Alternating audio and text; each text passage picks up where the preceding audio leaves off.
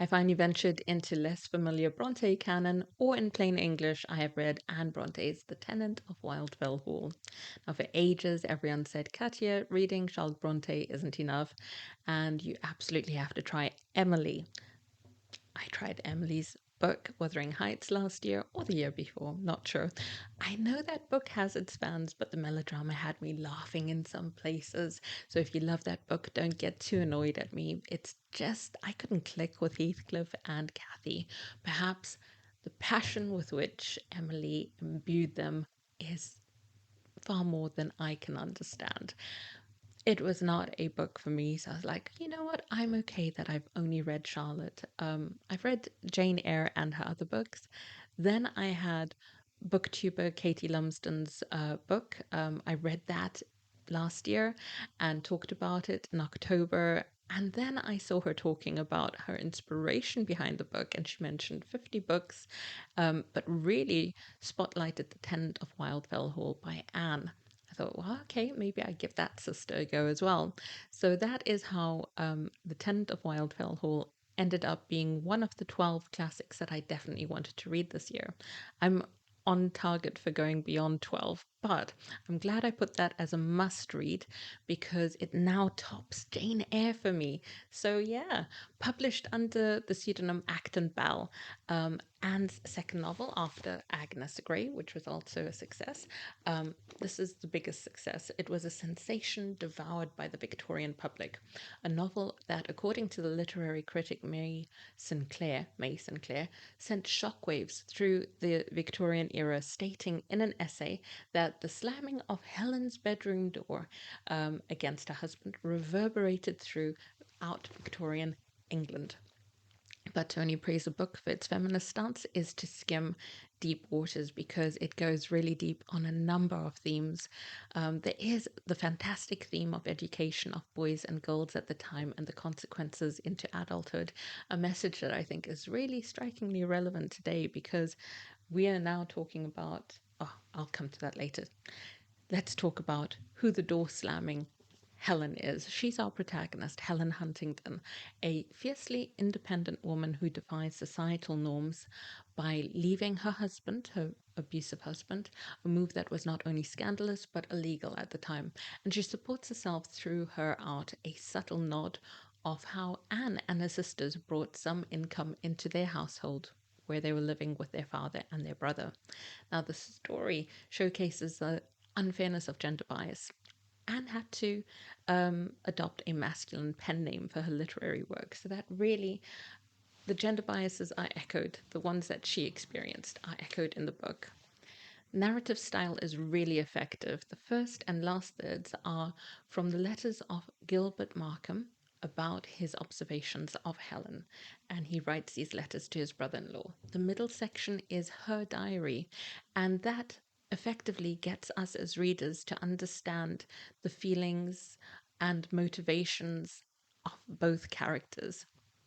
We really understand them, and at the same time, it peels back the veil of civility for readers to see the less attractive scenes of domestic life at the time, particularly those presented by Helen's worldview, which is shaped by spousal abuse. There are a lot of side characters, all of whom are wonderful. Some are wonderfully wicked, some of them really tame, but all of their experiences add to the story. Helen's aunt, the rather lively, not lovely, Annabella, the submissive Millicent, and all the other sweet and bitter personalities populating the story bring it to life. I think there's a moment in the book where you could say there's melodrama, but not enough for it to have pulled me out of the story. Except I had drama, then it ebbed, then it came back, then it ebbed, and then this infuriating character said something, and I was like, I have to put this book down because my blood is boiling. So I think you can definitely call this a compelling book. It is really immersive, it pulled me into the story. And just before reading, actually, The Tenant of Wildfell Hall, I had read Agnes Grey. So a shout out to Dejection Cat Reads and Faye for buddy reading this with me. And they really helped bring the discussion out of this little novella, which centers around bringing up children, which is a pivotal moment in this book where Helen and Gilbert discuss the upbringing of her son. So, really important themes in here. So I had to go away and come back because someone knocked on the door and they were looking for votes for a police commissioner. And I hope I can remember my train of thought. I think we're talking about children and the importance of how they're brought up. What I was going to say Wuthering Heights in The Tenant of Wildfell Hall. The bits about bringing up children, really good. A pivotal moment in The Tenant of Wildfell Hall has Helen and Gilbert discussing the upbringing of her son. And it's not just Gilbert around her, but other people, and they all chime in. And they find Helen's ideas way too progressive. And they are progressive at the time, and they're still relevant today. So the things that she was talking about, we would today be saying toxic masculinity, the type of behaviors that are expected but are harmful to men's mental, physical, and emotional well-being. Now, the other character that highlights a theme about faith is the Bloomin' Vicar. And I say the Bloomin' Vicar because Helen is 100 times the better person to raise a child than that guy is. I really liked how Anne got me to think about the poor values that the priest, poor, like, sub-level, subpar values that the priest and his daughter held, because outwardly they're supposed to be an example to those around them, yet they're not. And throughout the novel, the book touches on Victorian values of faith, principle, and morality, and these are central to the novel's conflict and its resolution. So, really, the book and their pivotal chapter about, how children are brought up and how they go on to shape society come together so well. Helen's intent to raise her son away from toxic masculinity is such a bold statement on parenting and societal reform. The novel is described as feminist, but I think really it's realist. The realistic and tragic portrayal of Helen's failed marriage underscores the theme of survival and independence.